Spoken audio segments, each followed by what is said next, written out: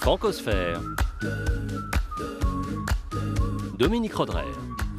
Bonjour et bienvenue dans cette nouvelle Francosphère. La BD crée des personnages et leur invente des histoires, mais elle peut aussi s'intéresser à des vrais personnages historiques. C'est ce que font à Caraïbes Éditions nos deux invités. Le Congolais Serge Diantantou retrace la vie de Félix Eboué, grande figure guyanaise, premier noir au Panthéon.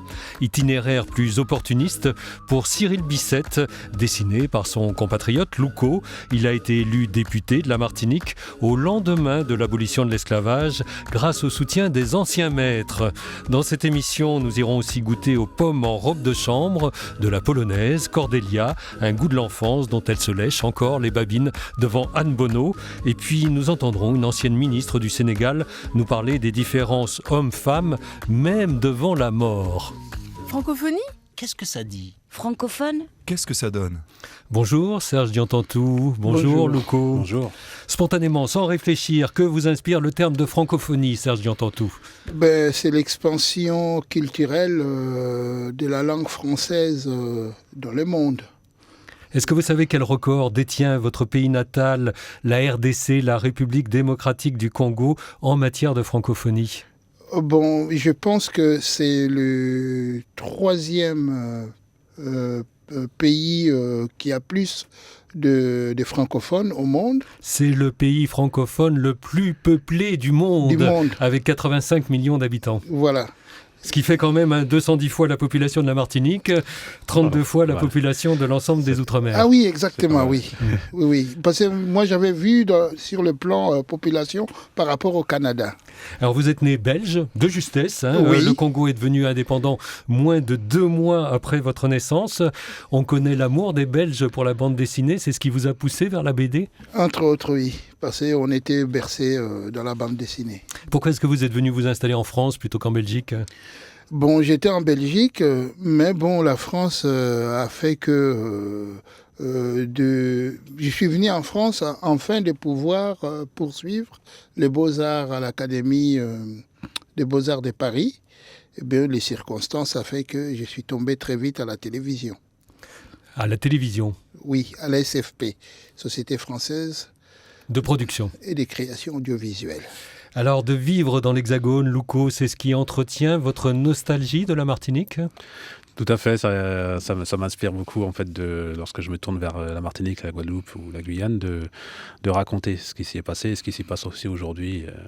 Et pour le faire, vous êtes mieux en dehors de vos frontières géographiques ? Pour des raisons financières essentiellement. et pour le réseau aussi, c'est vrai que le réseau est plus fourni en hexagone. Mais sinon, non, voilà, c'est vraiment pour des raisons, on va dire, pratiques. Cette semaine, dans son coupé décalé, Corinne Alexia Dabo ne fait pas votre portrait croisé à tous les deux, comme elle en a l'habitude quand il y a deux invités, mais elle a choisi de nous présenter à sa façon ce qui vous réunit, c'est-à-dire une même maison d'édition. Qui ne connaît pas la maison Caraïbes Éditions ? Ah bon ? Vous ne la connaissez pas ? Vous ne connaissez pas Le Petit Prince d'Antoine de Saint-Exupéry ? Vous ne connaissez pas L'Étranger d'Albert Camus, ni Tintin, Titeuf et Astérix ? Ils ont pourtant tous été édités par Caraïbes Éditions en créole. Comme son nom l'indique, Caraïbes Éditions a été fondé par un Québécois, Florent Charbonnier, un ancien concessionnaire automobile qui ne craint pas les écarts de conduite. À son catalogue figure aussi Une nuit d'orgie à Saint-Pierre ou toute une collection leste sur les zestes érotiques. C'est comme dans Astérix et Obélix, tout finit par un X. Louko, vous les avez lus, les livres érotiques de Caraïbes Éditions, qui se passent notamment à Saint-Pierre-de-Martinique ? Tout simplement, je les ai feuilletés, mais je ne les ai pas encore lus. Non, bien sûr. Voilà. C'est votre éditeur qui vous passe commande de sujets historiques, ou bien c'est vous qui lui en apportez, Louko ? On les soumet, généralement, on les soumet à l'éditeur, et c'est ce qui s'est passé dans mon cas. Un éditeur de BD, c'est très interventionniste, Serge Diantantou, il vous dit « fais pas ci, fais pas ça », ou il vous laisse carte blanche ? Il y a des moments, il a les regards, c'est vrai. Mais on échange souvent par mail et puis par des fichiers. Et donc, il a aussi une grande partie des responsabilités quand on travaille sur des sujets d'histoire. Qu'est-ce que vous avez découvert sur Félix Eboué en le dessinant pour Caraïbes Éditions ? J'ai découvert beaucoup de choses. Mais il y a une chose qui m'a surpris lorsque j'ai travaillé avec Jean-Claude Desgras, qui est de la Guadeloupe. C'est d'abord son nom, Eboué. Qui est un nom africain. Un nom africain. Et quand j'ai regardé sur les documents dans les archives et que ses grands-parents étaient de l'Afrique centrale, et j'ai cherché ces noms en Afrique centrale, Eboué veut dire, lorsqu'on se rencontre, on s'est dit, comment ça va? Eboué, quelle nouvelle? Et donc j'ai dit, ce n'est pas pour rien qu'il était parti au Congo. Et c'est pas pour rien qu'il avait le sens des relations. Et vous en faites aussi finalement un précurseur, voire un inventeur de la sécurité sociale? Oui, parce que lorsqu'il était à Bamania, au Banguichari, pendant qu'on travaillait sur le chemin de fer de Congo-Océan, lui, il avait incité ou demandé aux Africains de produire plus, afin que cet argent soit distribué pour les impôts et revenir pour les problèmes de santé et des situations personnelles pour les Africains. Et vous, Louko, qu'est-ce que vous avez découvert sur Bicêtre, sur Cyril Bicêtre? Notamment ses alliances, ses différentes, sa stratégie en fait pour arriver à être élu en tant que député de la Martinique à une époque où on sortait de l'esclavage et on allait vers un système d'émancipation. Et il fallait effectivement amener les anciens esclaves à voter. Donc lui, c'est un descendant d'esclaves, mais il s'allie avec l'ennemi juré, c'est-à-dire avec le planteur. Il a comme suppléant un planteur. Voilà, parce qu'on est dans une époque où les métis, on va dire, donc les mulâtres, ceux qu'on appelle les mulâtres, étaient dans un entre-deux. Voilà, et il fallait un peu choisir son camp, et c'était pas forcément évident à cette époque. Est-ce qu'il n'est pas manipulé par les grands propriétaires, Cyril Bicêtre? Bon, nous, ce qu'on nous montre dans la bande dessinée, c'est qu'on a affaire à un homme politique qui est avant tout là pour remporter une victoire par rapport à son adversaire principal qui est Victor Schœlcher. Et alors pourquoi il y a cette guerre? A priori, ils sont tous les deux du même camp idéologique, Victor Schœlcher et Cyril Bicêtre. C'est tout le malheur en fait, de cette histoire d'abolitionniste, c'est que ce sont en fait deux frères abolitionnistes qui luttaient l'un contre l'autre plutôt que d'aller s'attaquer au fond du problème. Et c'est ce qu'on raconte un peu dans la bande dessinée. Et c'est ça la politique, hein. On Exactement. est souvent plus loin des plus proches que plus loin de ses adversaires. Exactement. En cherchant bien, on pourrait se dire que le goût de l'enfance de la polonaise Cordelia avait un arrière-goût de rationnement, mais on va voir que c'était bon quand même grâce à Anne Bonneau. C'est des plats de mon enfance. On dit jabłka w szlafroku.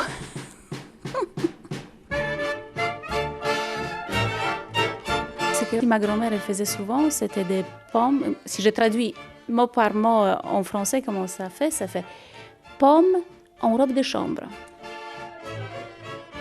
Donc ça, c'est des pommes, des rondelles de pommes coupées qui sont mises dans une pâte à crêpes qui est un peu plus épaisse.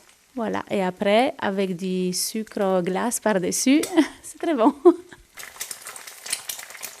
C'était même pas dessert, c'était un plat du soir. Parce qu'on mangeait ça le soir.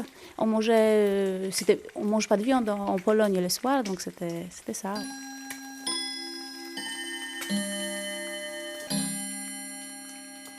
Parce que nous, en Pologne, moi, donc là, j'ai 46 ans. Avant, donc c'était un peu l'état de guerre, donc il n'y avait pas beaucoup de choses à manger, je veux dire, dans les magasins. C'était un peu pauvre, donc on mangeait pas beaucoup de viande déjà, pas beaucoup de charcuterie, il n'y en avait pas, donc voilà. On avait des talons pour acheter du lait, des talons pour acheter la viande, pour acheter les chaussures, tout ça. C'était une autre époque. Chez nous, c'était toujours la queue. Mais le magasin était vide. Il y avait la queue, tout le monde, il ne savait pas pourquoi il attend, mais les gens ils se mettaient derrière pour attendre aussi. Parce que s'il y a la queue, il va avoir quelque chose, un arrivage de quelque chose. Voilà. Et manger, c'était simple, c'était pas... voilà. Mais j'étais heureuse.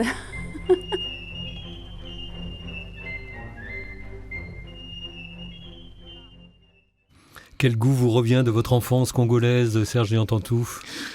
C'est vraiment agréable d'entendre parler des pommes, mais c'est surtout dans cette période électorale, j'ai pensé à M. À manger Chirac, des pommes.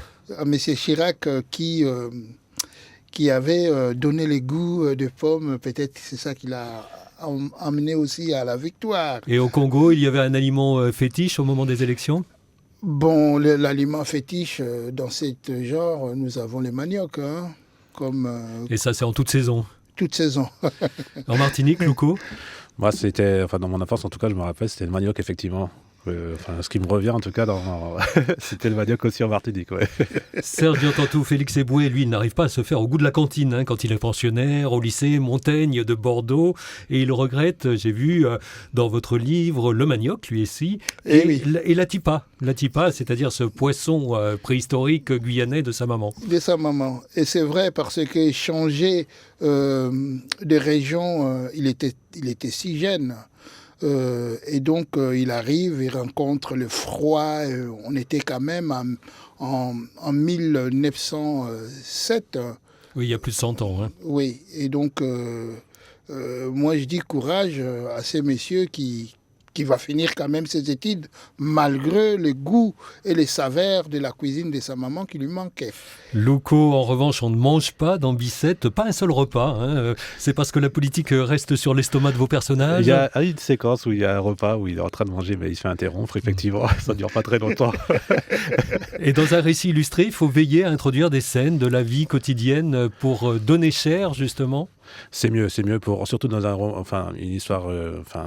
quelque chose où on revient sur l'histoire, c'est bien pour situer un peu l'époque, de revenir sur certains faits, effectivement, comme ça, de la vie quotidienne. Francosphère, Dominique Rodrève. Nous sommes en compagnie de Serge Diantantou et de Louko, tous deux publient des biographies en BD chez Caraïbes Éditions. Félix Eboué, héros de la France libre pour Diantantou avec Jean-Claude Degras, et Bicêtre, élu député pour Louko avec Christophe Cassio-Horry et Jean-François Sanson. Nous allons y revenir, mais nous partons d'abord au Sénégal pour la séquence Sirtef, puisée dans des archives de 2008, avec une ancienne et brève ministre de la Culture, Penda Mbow, qui va nous amener à parler de la place des femmes dans vos albums respectifs. Mais d'abord, Penda Mbow fait son propre éloge.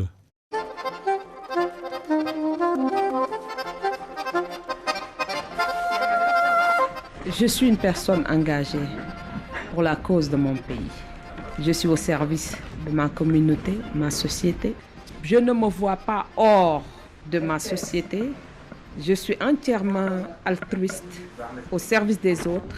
Et je crois, si j'ai un mot pour me définir, c'est l'idéalisme. Je suis une grande idéaliste.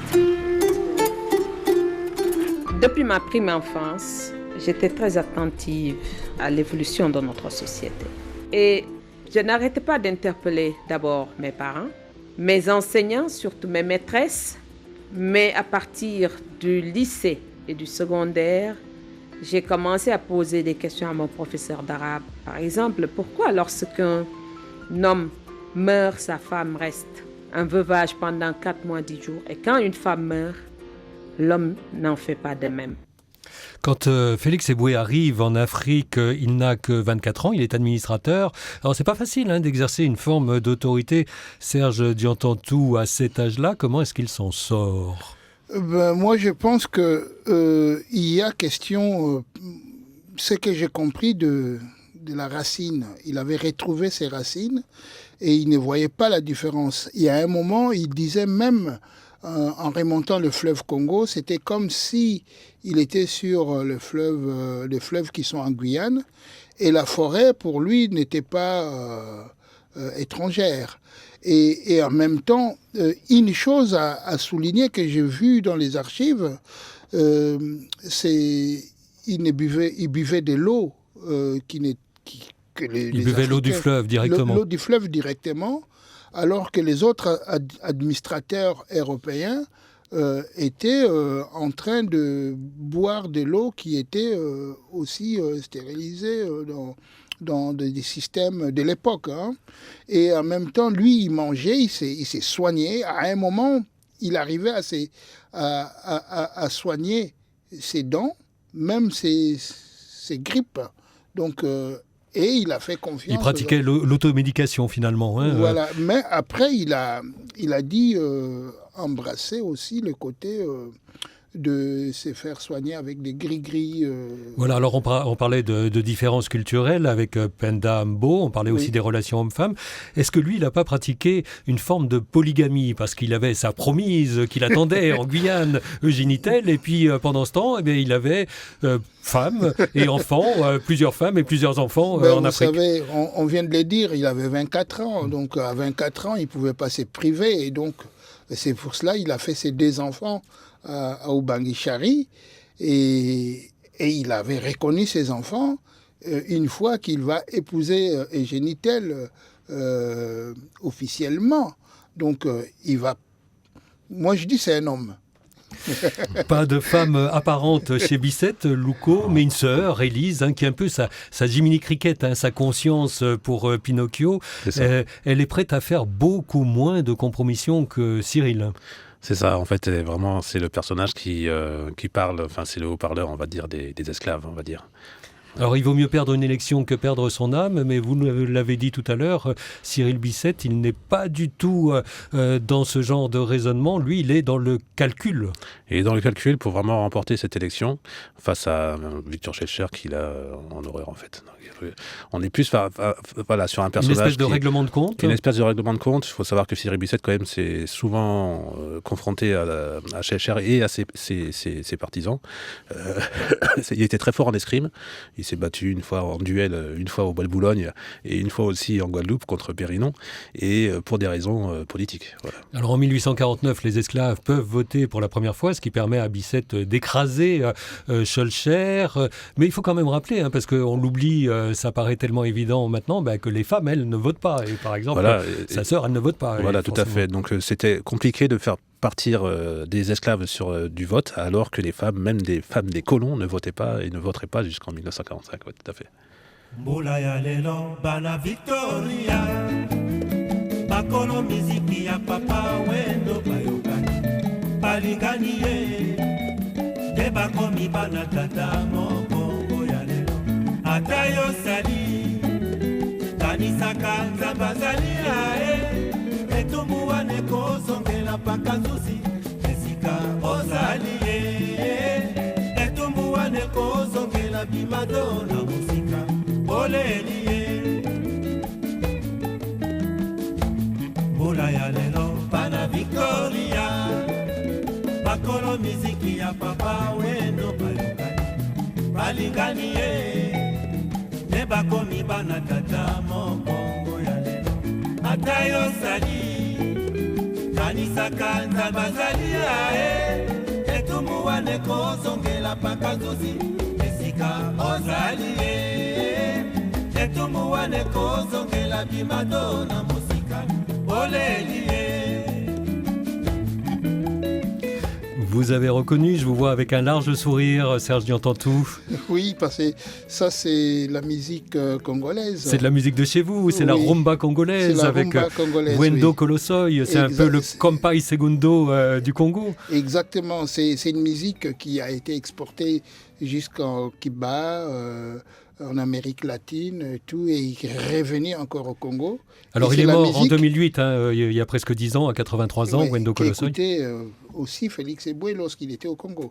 C'est la même, oui. C'est ce qu'on a trouvé finalement de plus proche pour illustrer sur le plan sonore. À vous, quelle place tient la musique dans votre vie, Serge Diantantou ?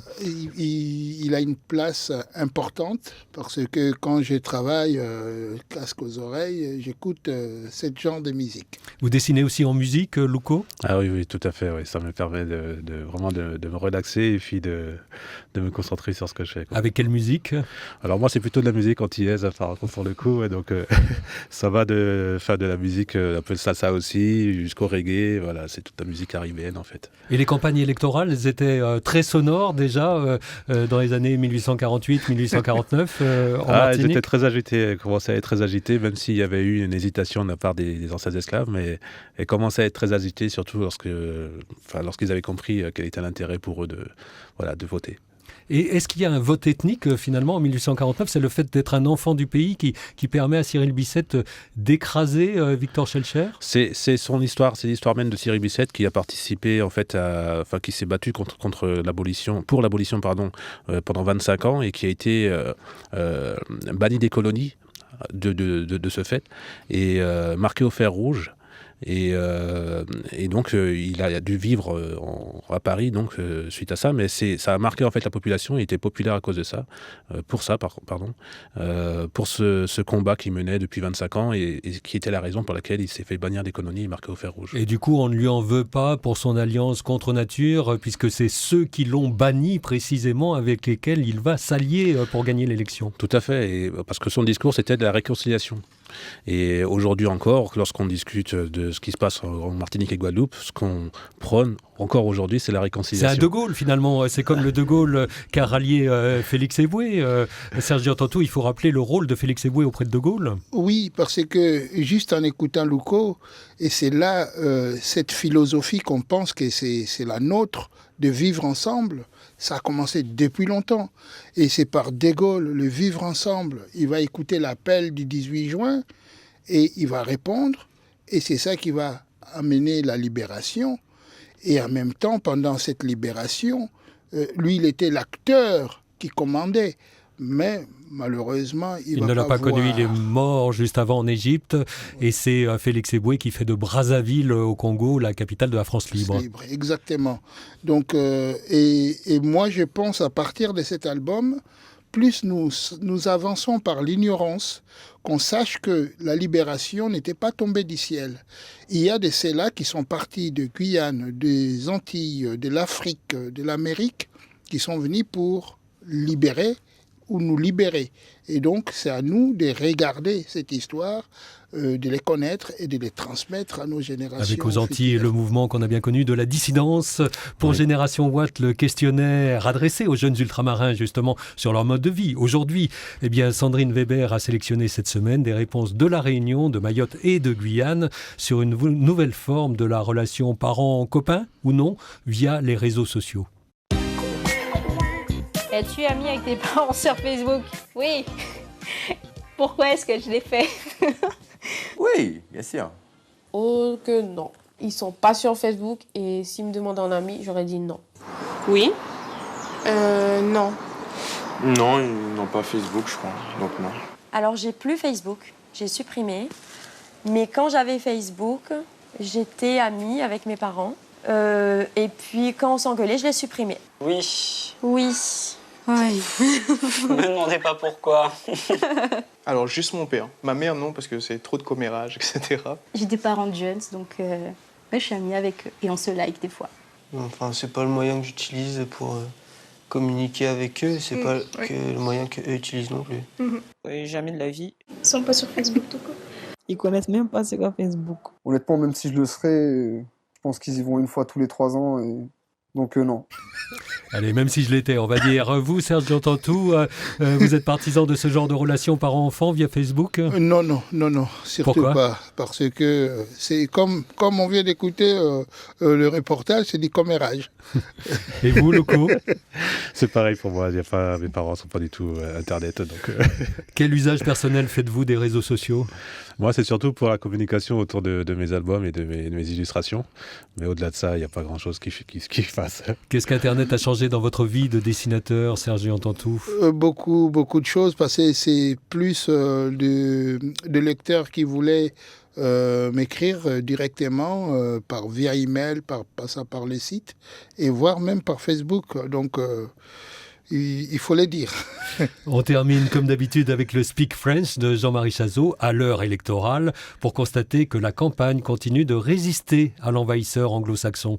Il y a bien quelques think tanks pour souffler des idées à glisser dans les programmes des candidats, mais les mots anglais se font finalement assez rares dans le débat politique français en ces temps électoraux. En dehors des lobbies au Parlement et de la Garden Party à l'Élysée, sacrifiés depuis sur l'autel de la crise, peu d'anglicismes se sont imposés dans le discours des politiques en France. Ils ont beau se caler sur les rythmes de la démocratie anglo-saxonne entre primaire et raccourcissement des mandats, ils continuent à ferrailler dans la langue de Molière, à l'exception bien paradoxale d'un ex-candidat vantant le fabriquer en France sous son vocable anglais. Pour moi, le Made in France est une cause nationale. Arnaud Montebourg, qui a d'ailleurs sa propre pratique de l'anglais. C'est une activité illicite que la presse péople. La presse péople, c'est la presse... People, quoi. Oui, mais moi je dis péople. Alors, de vous intéresser à des personnages politiques, vous a-t-il rendu locaux plus attentifs au climat électoral actuel? Aussi, oui, pour ça. Et puis c'est rigolo, puisqu'en fait, il y a effectivement on voit bien les alliances qui se montent effectivement encore aujourd'hui, et c'est nécessaire dans le monde politique. Les campagnes de l'époque de Bicêtre, Schellcher, elles vous semblaient plus ou moins dures qu'aujourd'hui? Je pense qu'elles étaient plus dures, puisqu'il s'agissait vraiment de pousser à voter des gens qui ne l'avaient jamais fait auparavant. Et voter pour qui, pourquoi? Voilà. Donc, Toute dernière chose, très vite, Serge Diantantou, Félix Eboué, est-ce qu'il aurait pu rentrer dans la politique électorale? Je ne pense pas, parce que il était au-dessus. Au-dessus parce que, rappelons-nous, Félix Eboué est parmi les 5 premiers gaullistes. Donc, les gaullistes, c'est quelqu'un qui gagne. Donc, Félix Eboué, c'est un gagnant. Et donc, on doit se réveiller. Il n'aurait jamais voulu devenir député de la Guyane, par exemple? Président de la France, oui.